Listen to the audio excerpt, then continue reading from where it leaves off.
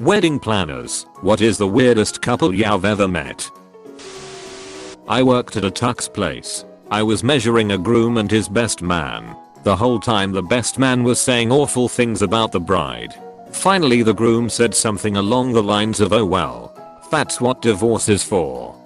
Big brain time. Spend loads of time and money on a wedding, just to spend loads of time and money on a divorce.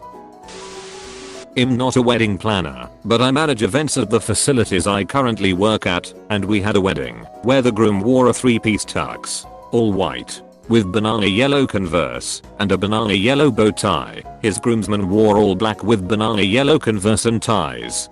Throughout the wedding service the groomsmen would hold up emoji signs reacting to things that were happening, each holding up puke emojis when they kissed. When it came time to get the rings, the best man acted like he had lost it when suddenly a man in the audience stood up and threw a frisbee with the ring taped to it to the groom. They were all avid frisbee golfers. The frisbee was also their guest book signed by everyone who came. The thing that saddened me is it seemed the bride really did not want to be marrying the groom. One of her bridesmaids came to me before the wedding asking for any snacks for the bride because she felt like she was gonna throw up from crying so much. I hope the best for them in the future, but it was all a little hard to watch. Why in the world would you marry someone that you don't want to marry? I'm sorry, but I'm having trouble wrapping my mind around this one. I think she was 18. He was 24. The theory in my head is that she was pregnant. But I too had a hard time wrapping my mind around that one. Her father was the one that married them too. Oh poor girl. That's horrible. Open bracket.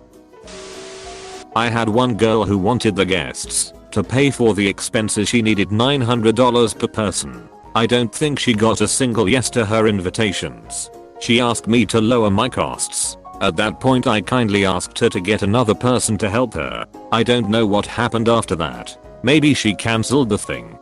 $900 per person? Wow. IKR. That's not a wedding. That's a scam. If you join this wedding for just $900, I'll teach you how to make $2,000 a week working just 1 hour from your home. I had one wedding where the bride told the groom aloud at the altar, "I'm not really that in love with you, but I think you'll be a good husband." The look on his face. He tried to laugh it off and told her to hush, but he was tearing up as they walked away. That's heartbreaking. Not the new lie what's, but the parents of the bride at a wedding I coordinated my first year of business. I had not been warned of any family drama until the bridal party was walking in the door for the grand entrance, and I hear the bride and sister repeating, as if hyping oneself up, "FCKU Deborah." Deborah is the bride's mother, and I get a crash course of her style of crazy. There are no planned speeches for such reason.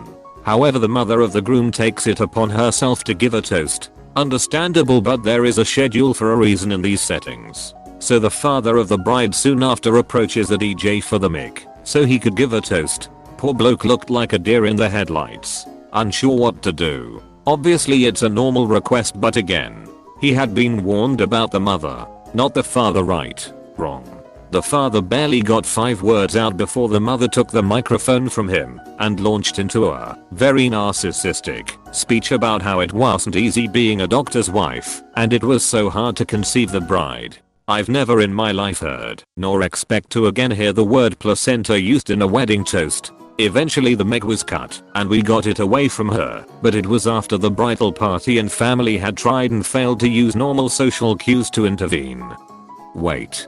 Do you usually get warned about family drama or crazy parents/guests? How would you prepare if they did indeed warn you? Generally folks will give me a heads up if there's something that is likely to come up, so I'm not caught off guard.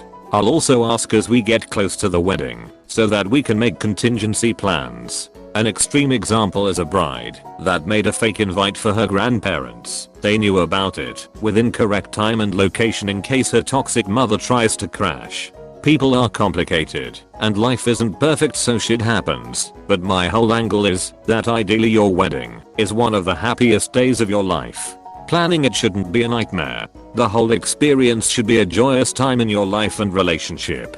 Hope for the best, plan for the worst. Yeah, no? Yeah. I'm nowhere near married, but I do hope my wedding would be one of the happiest day of my life. BTW. I imagine you would at least have some fun imagining your toxic parent going somewhere to find your wedding and meeting nobody. If that doesn't mean a well-deserved duck you, I don't know what will. I've had a few weird couples for sure. The one that comes to mind first is one that is getting married later this year. The bride and groom are around 19 to 20, and they act like children. Like the bride literally will only talk in a baby voice to her parents who hover over everything. They also pick to go with Spider-Man and Beauty and the Beast as their theme.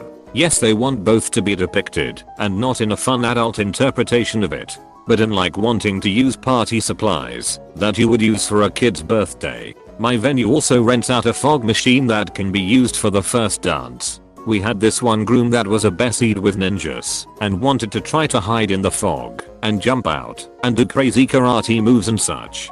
It was weird. Those are the only ones that stand out to me, but I've definitely dealt with a lot of weirdos. Seems par for the course for a kid's wedding. I've had some good ones. I had the groom who wanted the minister to do the speak now or forever hold your peace thing, at which point the groom would reveal the gun holstered on his belt by lifting up his suit jacket. I nixed that immediately. The bride was perfectly normal and sweet, and I honestly worried that she was in an abusive relationship. Then there was the father of the bride who was a very strict Presbyterian and was hosting a dry wedding for 225 guests and reprimanded me for using the words cocktail hour. Like, yes sir, I understand there will be no alcohol served at this wedding, but it's still called cocktail hour. He also wanted 225 prime ribs served in 20 minutes, which was impossible with the size of our kitchen. He was a condescending asshole. Then there was the mother of the groom that pretty clearly didn't like the bride and didn't want to pay 1 penny more than she had to for the rehearsal dinner, which turned out to be a rehearsal luncheon. She decided on a deli buffet menu, make your own sandwich style, at $13 per person. Didn't even splurge for the $15 per person version, which would have gotten her some potato salad and desserts. She also liked to call me on my cell phone at 7:30 AM, well before I was in the office. I stopped answering her calls until she would call my office phone. All in all, though most of my couples were perfectly normal and nice, I honestly had more trouble with parents than I did with couples. I would have strapped a Nerf gun to myself for more obvious comic effect. Yeah, that's more obviously a joke, and I probably wouldn't have thought twice about allowing it. But I was not gonna let this goober who had already shown some less than reassuring character traits up and carry at my venue. You did the right thing. I met this couple who was so obsessed with the movie Back to the Future. They rented the original DeLorean from the film and the groom entered the ceremony inside the car. The really weird part was they named their child Calvin.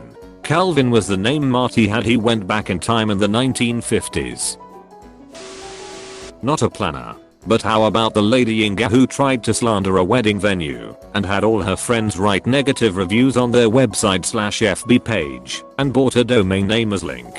reddit.com/r/bridezilla/briderzilla_tries_trio_local_venue_on/from the above link. Some backstory. A few days ago, a bride made a whole website about her experience with a local wedding venue, claiming that they were trying to force her to go through with her March wedding during this pandemic, and that they weren't offering her the choice to reschedule unless it was to a Monday or Tuesday, among many other false claims. If you want to, you can read her website here. And yes, she really bought a whole domain name just to make and share this site.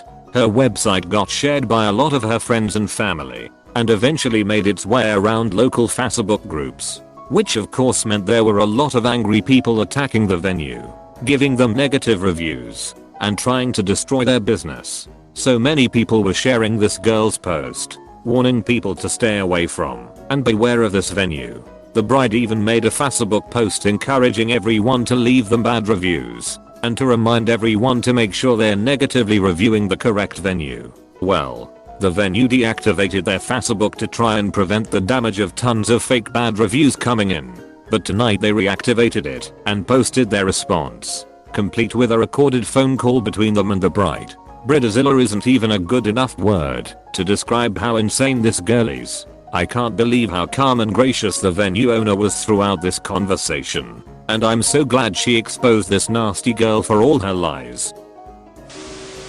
Not particularly a wedding planner. However, I was a wedding photographer at one of those cheesy wedding chapels on the Strip in Las Vegas. The story I remembered most was this couple who got married. It was business as usual. We didn't think much of it, had the service, and took the photos. We told them to return the next day for photos. The next morning we get a call from the groom we will call James saying that his new wife Emily threw him out of the car last night and left him on the side of the road. We come to find out James wasn't an American citizen, so he essentially paid Emily I believe $10,000 so he can start the process of becoming a citizen.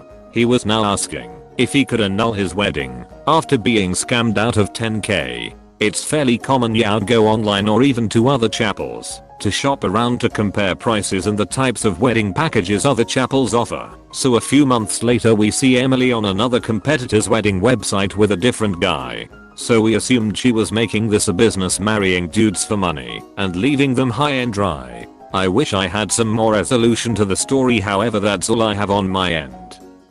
Other than that, you encounter a lot of interesting walks of life doing Elvis theme weddings / ceremonies with the occasional costume themes.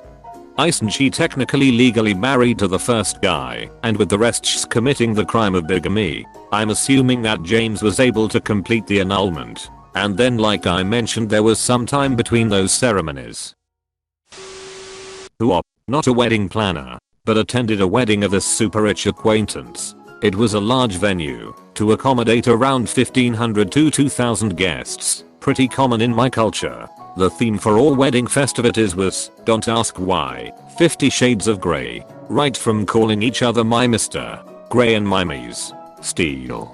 Right from masks to fans and color themes. The entire place was decked up following that theme. Not to mention, as you enter the venue, there was a pictorial depiction of their journey set to the same theme. I have some great memories explaining this to my super conservative parents. Edit, Grandma. Well, I guess we know what that couple was into. Bad literature. Thanks for watching. Don't leave before leaving a like to this video.